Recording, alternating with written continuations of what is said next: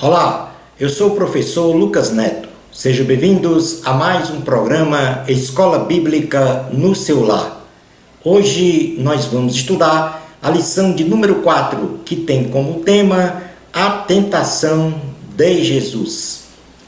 Dentro deste tema, nós vamos falar sobre 4 assuntos, e o primeiro deles será a realidade da tentação. Em segundo lugar, vamos falar sobre a tentação de ser saciado. Em terceiro lugar, vamos falar sobre a tentação de ser celebrado. E vamos fechar a nossa aula falando sobre a tentação de ser notado. Vamos então dar início à nossa aula de hoje. Item número 1. A realidade da tentação.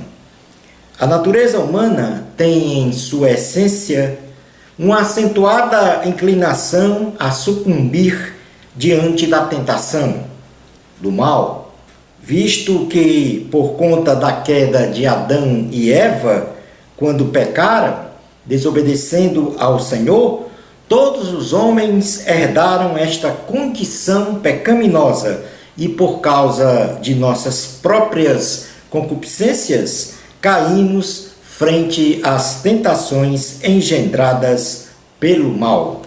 É o que diz em Romanos, capítulo de número 3, versículos 9 a 23. Carta ao Romanos, no Novo Testamento, em seu capítulo de número 3, versículos 9 a 23, diz assim a palavra do Senhor.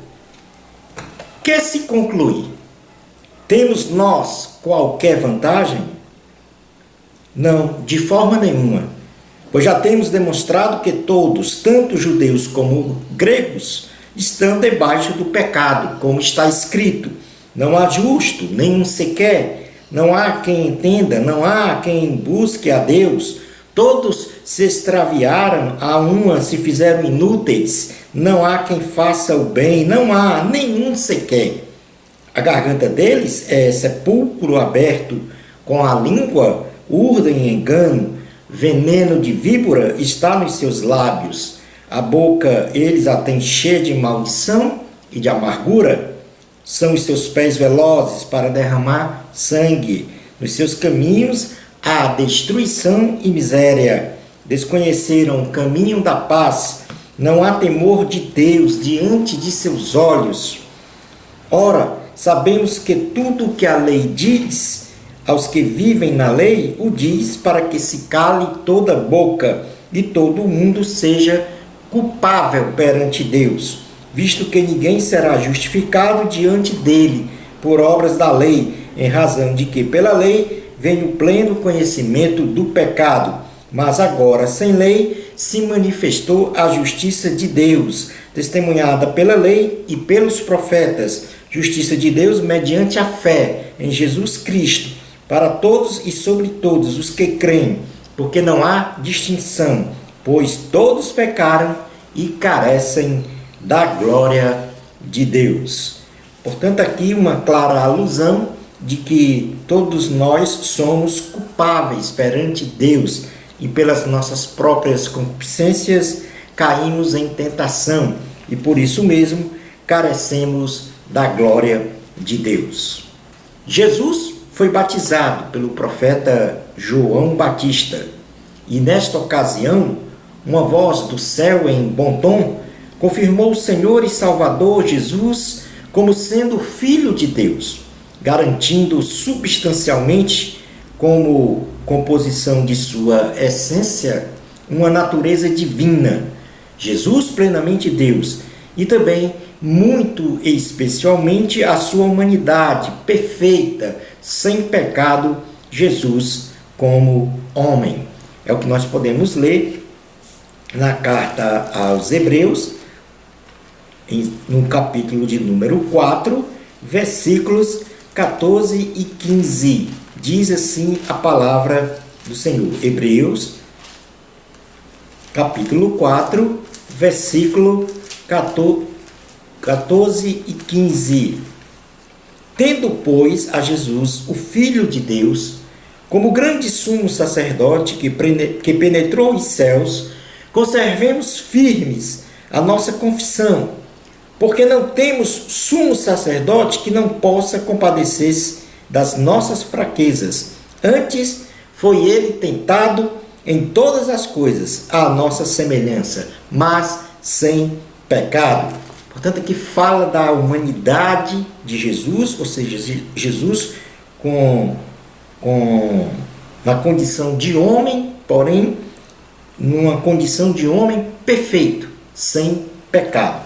Já em Lucas, capítulo de número 3, versículos 15 a 22, nós vamos ter aqui uma confirmação da filiação divina do Senhor Jesus, proferida pelo próprio Espírito Santo, que diz assim: estando o povo na expectativa e discorrendo todos no seu íntimo a respeito de João, se não seria ele, porventura, o próprio Cristo, disse João a todos: eu, na verdade, vos batizo com água, mas venho que é mais poderoso do que eu, do qual não sou digno de desatar-lhes as correias das sandálias. Ele vos batizará com o Espírito Santo e com fogo. A sua pá ele a tem na mão para limpar completamente a sua eira e recolher o trigo no seu celeiro.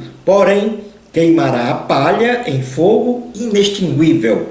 Assim, pois, com muitas outras exortações, anunciava o evangelho ao povo. Mas Herodes, o tetrarca, sendo repreendido por ele, por causa de Herodias, mulher de seu irmão, e por todas as maldades que o mesmo Herodes havia feito, acrescentou ainda sobre todas a de lançar João no cárcere. E aconteceu que, ao ser todo o povo batizado, também foi Jesus. E estando ele a orar, o céu se abriu, e o Espírito Santo desceu sobre ele em forma corpórea, como pomba, e ouviu-se uma voz do céu: Tu és o meu filho amado, em ti me comprazo. Portanto, aqui a confirmação da divindade plena de Jesus, ou seja, Jesus como Deus. Era preciso que Cristo, em sua humanidade, fosse levado pelo Espírito ao deserto, local de escassez e circunstâncias adversas, para ser tentado pelo diabo em 3 situações. Jesus, ele veio para desfazer as obras de Satanás e foi tentado em tudo, no plano de sua humanidade, e provou que, pela oração, conhecimento da palavra de Deus e pela intimidade plena com o Espírito Santo, o homem pode vencer as tentações indutivas à prática do mal, arquitetadas pelo diabo e seus demônios.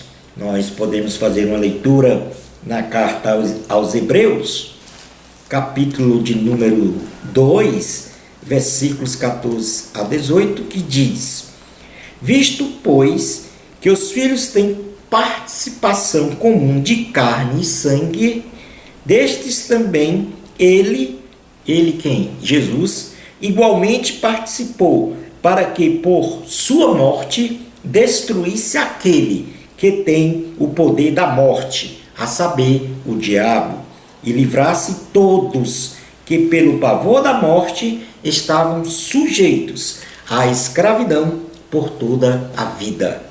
Pois ele, evidentemente, não socorre anjos, mas socorre a descendência de Abraão.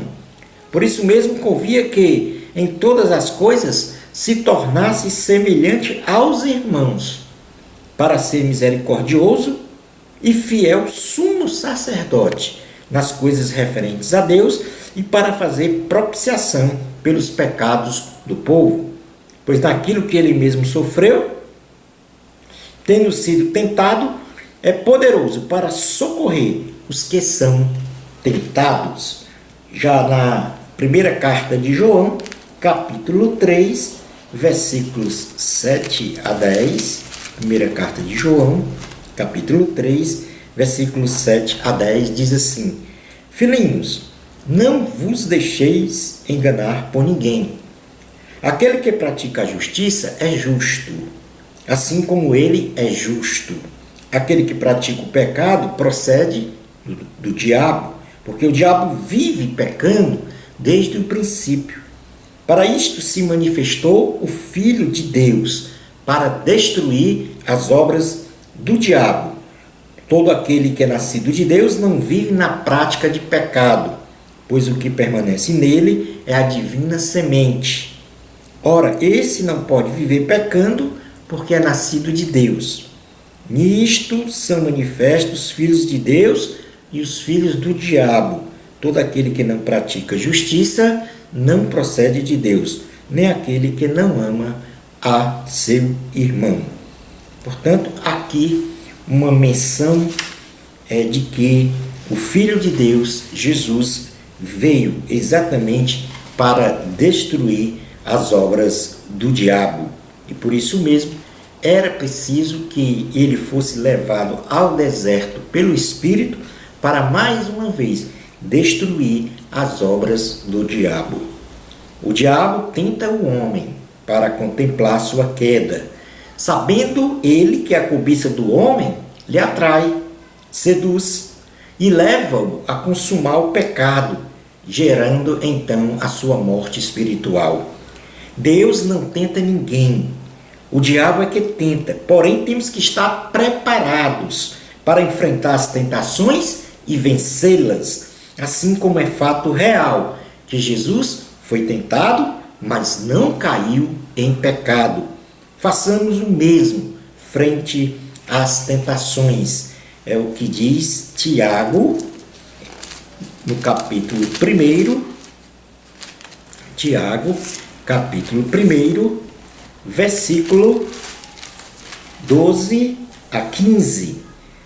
Bem-aventurado o homem que suporta com perseverança a provação, porque depois de ter sido aprovado, receberá a coroa da vida, a qual o Senhor prometeu aos que o amam.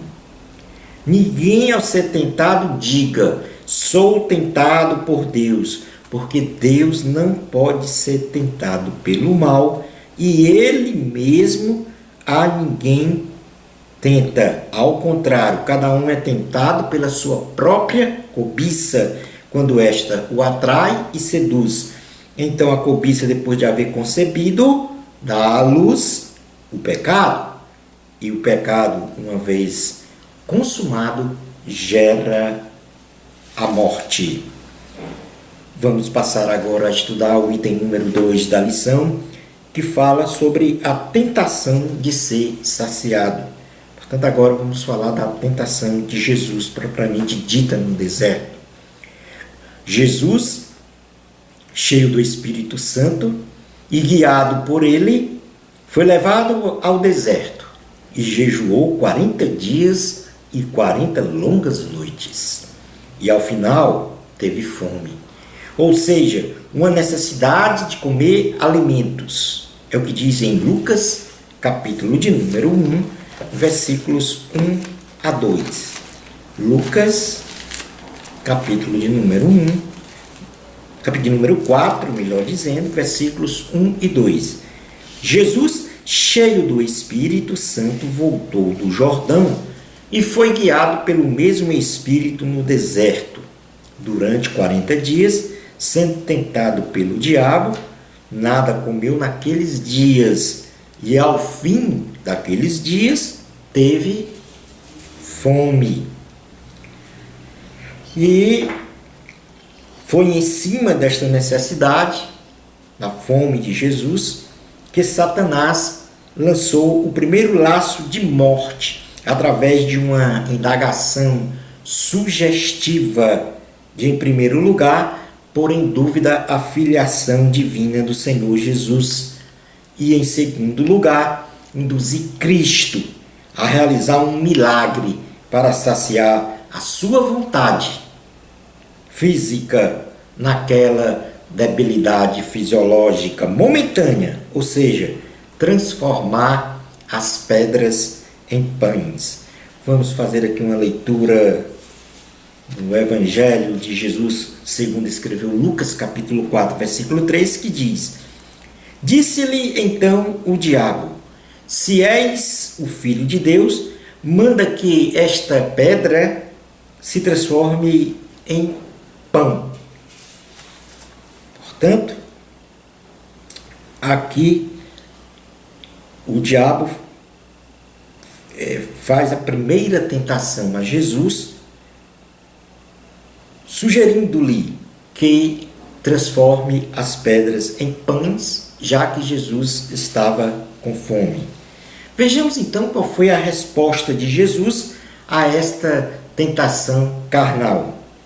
Jesus, ao ser batizado por João Batista no Rio Jordão, ouve uma voz vinda do céu que proclama-o como sendo o Filho amado de Deus.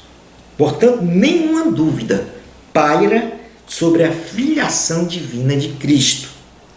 E a despeito da indagação de Satanás, pondo em dúvida sua filiação divina, Jesus nem responde a esta questão. Quanto ao transformar as pedras em pães, o Filho de Deus responde pela palavra de Deus, mencionando o que está escrito em Deuteronômio capítulo 8 e 3, que diz: não só de pão viverá o homem. Então Lucas capítulo 4, versículo 4 diz assim: mas Jesus lhe respondeu: está escrito, não só de pão viverá o homem. Logo, o aprendizado espiritual deste episódio, desta tentação, o que nós podemos aprender deste evento é que se Jesus cedesse à tentação maligna, estaria exaltando a sua natureza humana em detrimento de sua natureza divina. Ou seja, submetendo a vontade divina ao atendimento de uma necessidade da vontade humana, induzida pelo maligno, provando então a fragilidade da humanidade de Jesus. Onde Satanás provaria que venceu Adão, o primeiro homem, e agora venceria Jesus, invertendo assim a ordem dos fatores, de que devemos, em primeiro lugar, buscar o reino de Deus e sua justiça, e as demais coisas nos serão acrescentadas.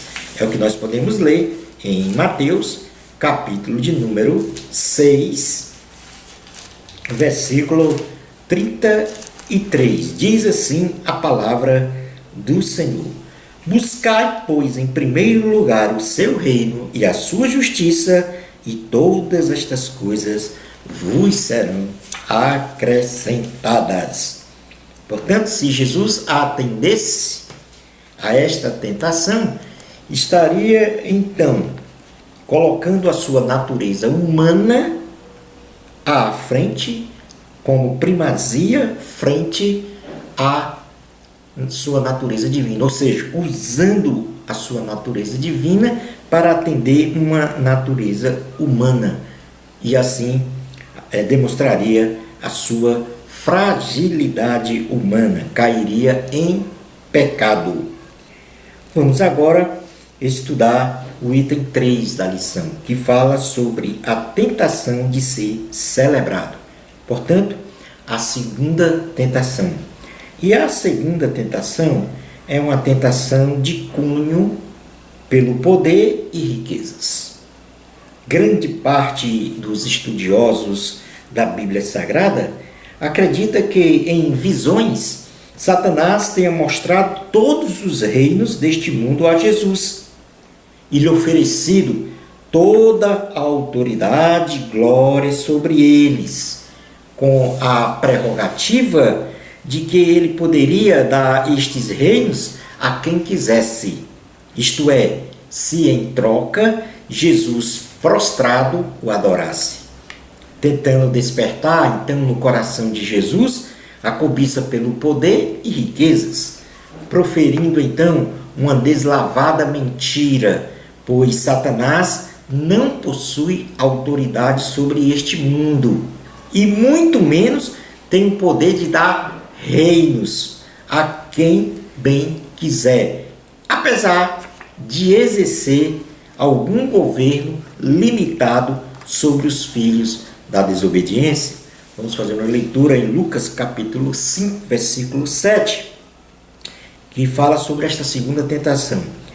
E elevando-o, mostrou-lhe num momento todos os reinos do mundo.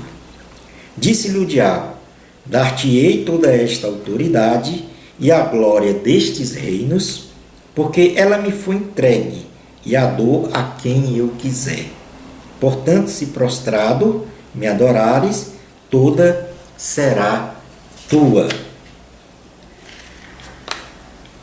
Na primeira carta de João, capítulo 5, versículo 19, vai mostrar que Satanás tem um domínio parcial sobre os filhos da desobediência. Primeira carta de João, capítulo 5, versículo 19. Diz assim a palavra do Senhor: sabemos que somos de Deus e que o mundo inteiro jaz no maligno. Sabe qual foi a resposta de Jesus à tentação pelo poder e riquezas? O Senhor Jesus simplesmente não deu ouvidos a Satanás sobre essa desfaçatez de ter autoridade e glória sobre o mundo e de que pode dar reinos a quem quiser, pois toda autoridade e poder foi dada a Jesus nos céus e na terra. Em primeiro lugar, toda autoridade e poder foi dada a Jesus nos céus e na terra, e não ao diabo. É o que está escrito em Mateus, capítulo de número 28. Portanto, aí o último capítulo de Mateus, capítulo 28, versículo 18, que diz assim: Jesus, aproximando-se, falou-lhes dizendo: toda autoridade me foi dada no céu e na terra. E é Ele, Jesus, quem coloca e tira reis, conforme Daniel, capítulo de número 4, versículo 17. Então vamos fazer aqui uma leitura no livro de Daniel, capítulo de número 4, versículo 7, que diz o seguinte: esta sentença é por decreto dos vigilantes, e esta ordem por mandado dos santos, a fim de que conheçam os viventes que o Altíssimo tem domínio sobre o reino dos homens, e o dá a quem quer, e até ao mais humilde dos homens constitui sobre eles. Portanto, todo poder, toda autoridade, todo domínio no céu e na terra dos reinos é do Senhor Jesus e não de Satanás. Jesus rejeitou a oferta do diabo e responde pela palavra de Deus que adoração e serviço só devem ser prestados ao Deus verdadeiro, mencionando então Deuteronômio capítulo 6, versículo 13, que diz: ao Senhor teu Deus adorarás e só a Ele darás culto. Portanto, em Lucas capítulo de número 4, versículo 8, diz assim a palavra do Senhor, a resposta de Jesus. Mas Jesus lhe respondeu: está escrito, ao Senhor teu Deus adorarás e só a Ele darás culto.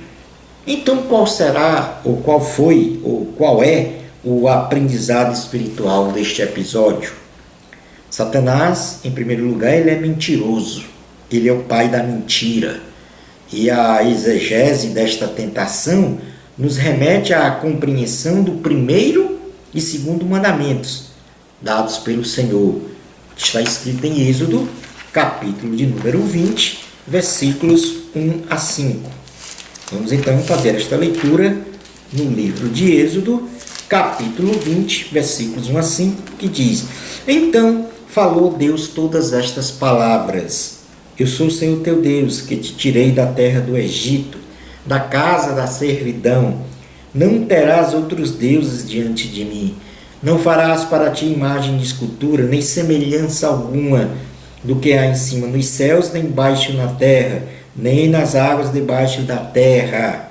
Não as adorarás, nem lhes dará culto, porque eu sou o Senhor teu Deus, Deus zeloso, que visita a iniquidade dos pais nos filhos, até a terceira e quarta geração daqueles que me aborrecem. E faço misericórdia até 1000 gerações daqueles que me amam e guardam os meus mandamentos. Neste contexto, então, nós temos os seguintes ensinamentos sobre este episódio, desta segunda tentação. Em primeiro lugar, Deus deve ser o soberano sobre as nossas vidas, não querendo que Ele haja segundo os nossos pensamentos. Em segundo lugar, do aprendizado é que Deus deve ter a primazia em tudo que formos fazer, sendo a sua vontade prioritária frente às nossas vontades. Em terceiro lugar, Deus deve ser o Senhor das nossas vidas, pois se Ele não estiver em primeiro lugar em tudo, seremos meramente religiosos, tentando cumprir regras morais sem a graça e o poder de Deus. Deus deve ocupar o supremo lugar no nosso coração, guardando com relação a Ele a nossa fidelidade, a nossa devoção e a nossa obediência, rejeitando toda e qualquer adoração e subserviência aos falsos deuses. Portanto, aqui Deus rejeitou o poder e as riquezas. Vamos passar agora para o último item, quarto item da lição, que fala sobre a tentação de ser notado. E desta feita, Satanás vai tentar ao Senhor com a tentação pela fama. Então, no primeiro momento, a primeira tentação foi relacionada a uma tentação carnal, necessidade fisiológica, no caso aí a fome. A segunda tentação foi relacionada ao poder e riqueza. E a terceira agora, a tentação pela fama. Satanás conduz Jesus com sua permissão a Jerusalém. Leva-o ao pináculo do templo e lança o terceiro laço de morte através de uma indagação sugestiva de, em primeiro lugar, pôr em dúvida novamente sobre a filiação divina do Senhor Jesus. E, em segundo lugar, induzir Cristo a se colocar em uma circunstância letal para se jogar abaixo do pináculo do templo e, ao mesmo tempo, realizar um milagre, dando ordem aos anjos para sustê-lo, de forma a não sofrer danos físicos e a morte em razão da eventual queda de nível em altura, onde Satanás, inclusive, fez o uso sugestivo de um texto bíblico, escrito no Salmo 91, versículos 11 e 12, para convencer Jesus a praticar esta tentação. Então vamos ler esta tentação no Evangelho de Jesus, segundo escreveu Lucas, em seu capítulo 4, versículos 9 a 11, que diz: Então o levou a Jerusalém e o colocou sobre o pináculo do templo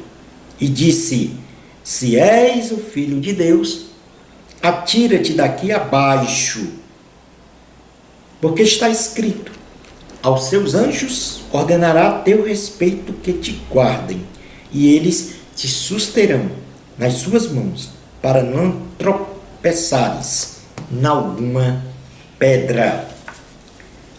Qual foi a resposta de Jesus a esta tentação? Se Jesus aceitasse a provocação do diabo, se lançando no abismo, certamente os anjos o acolheriam e, por conseguinte, não teria nenhum dano físico. Os judeus presentes a este episódio, naquele momento, veriam este evento, ou este fato, e aclamariam Jesus como Messias. E ficaria muito famoso, e Jesus ficaria muito famoso. Porém, Jesus sabia que não se pode tentar a Deus. Isto é, colocar Deus à prova, como se o Senhor fosse uma entidade pronta para atender os caprichos dos homens.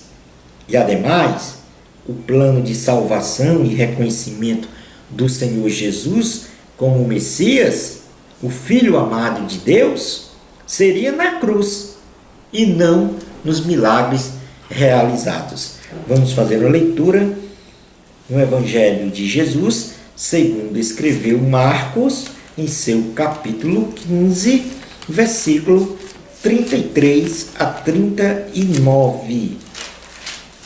Diz assim a palavra do Senhor: chegada a hora sexta, houve trevas sobre a terra até a hora nona. A hora nona clamou Jesus em alta voz: Eloi, Eloi, lama sabachthani, que quer dizer: Deus meu, por que me desamparaste? Alguns dos que ali estavam ouvindo isto diziam: vede, chama por Elias. E um deles correu a embeber uma esponja em vinagre e, pondo-o na ponta de um caniço, deu-lhe de beber, dizendo: deixai, vejamos se Elias vem tirá-lo. Mas Jesus, dando um grande brado, expirou, e o véu do santuário rasgou-se em duas partes, de alto a baixo. O centurião, que estava em frente dele, vendo que assim expirava, disse: verdadeiramente este homem era o Filho de Deus. Portanto, Jesus deveria ser reconhecido como Filho de Deus na cruz, no sacrifício de cruz, e não através dos milagres. E por isso mesmo, o aprendizado espiritual deste episódio está relacionada a esta grande resposta que o Senhor deu em Lucas capítulo 4, versículo 12, que diz assim: respondeu-lhe Jesus, dito está, não tentarás o Senhor teu Deus. Assim, nós não temos dúvidas que Deus socorre. Ou seja, se Jesus tivesse saltado, certamente os anjos, como já falei, acolheriam. E ele teria a sua fama alastrada por todo o mundo, e inclusive ali teria o reconhecimento por parte dos judeus como Messias. Mas o reconhecimento de Jesus como Salvador, como estava planejado, deveria e foi na cruz do Calvário. E nós sabemos que Deus socorre, que Deus guarda, que Deus protege seus filhos. E como aprendizado espiritual, nós temos que também saber que não existe a promessa de Deus para socorro de pessoas que se expõem deliberadamente, de forma insana e presunçosa, a perigos de morte. Como, por exemplo, se expor ao fogo achando que não vai se queimar. Se arvorar a entrar no mar achando que não vai se afogar. Não podemos tentar a Deus. Porém, nas situações adversas, independente da nossa vontade, é que Deus age para nos salvar, como foi o seu ato de escolha, de morte na cruz, para salvar a humanidade, independente da vontade dos homens, né? Portanto, nós não devemos tentar a Deus, se colocar em situações de perigos, de alto risco, achando que o Senhor Jesus estará ali pronto para que a gente não tenha, para que não se não haja nenhuma causa de dano físico ou o que quer que seja. Mas nós sabemos sim que em situações adversas, independentes da nossa vontade, o Senhor Jesus está lá para nos socorrer, guardar, proteger e nos salvar. Marcos capítulo 16, versículos 15 a 18, confirma isso. Diz assim a palavra do Senhor. E disse-lhes Jesus: ide por todo o mundo e pregai o evangelho a toda criatura. Quem crer e for batizado será salvo. Quem, porém, não crer será condenado. Estes sinais hão de acompanhar aqueles que creem. Em meu nome expelirão demônios, falarão novas línguas, pegarão em serpentes, e se alguma coisa mortífera beberem, não lhes fará mal. Se impuserem as mãos sobre enfermos, eles ficarão curados. Portanto, nos perigos, nos muitos perigos, Jesus nos socorre, nos livra, nos protege, nos guarda, nos salva.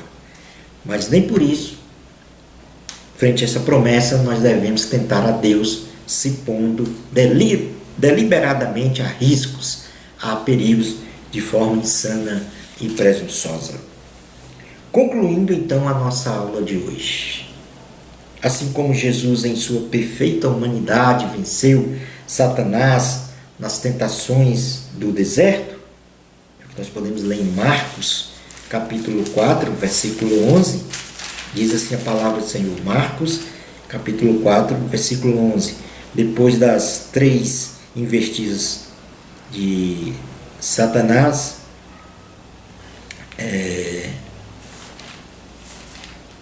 Jesus, então, em Marcos capítulo 4, versículo 11, está escrito: com isto o deixou o diabo, e eis que vieram anjos e o serviram.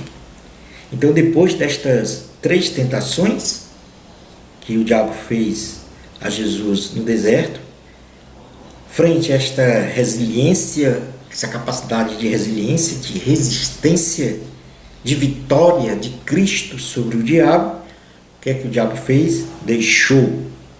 E aí os anjos do Senhor vieram e o serviram. Ou seja, assim como Jesus em sua perfeita humanidade venceu Satanás nas tentações do deserto, por meio do jejum, que ele fez durante 40 dias, por meio da oração, que ele também fez, com certeza, e principalmente pela gloriosa palavra de Deus, ou seja, com armas espirituais poderosíssimas. Nós, ao fazermos uso destes instrumentos, seremos mais que vencedores e derrotaremos sempre em Cristo Jesus as investidas diabólicas sobre as nossas vidas, porque ao resistirmos ao diabo, ele só tem uma opção: fugir de nós. É o que diz a palavra do Senhor. E assim chegamos ao final de mais um programa Escola Bíblica no seu lar. Até a próxima oportunidade. Que Deus vos abençoe, amor a Cristo, e que o Senhor permita chegarmos à nossa próxima aula.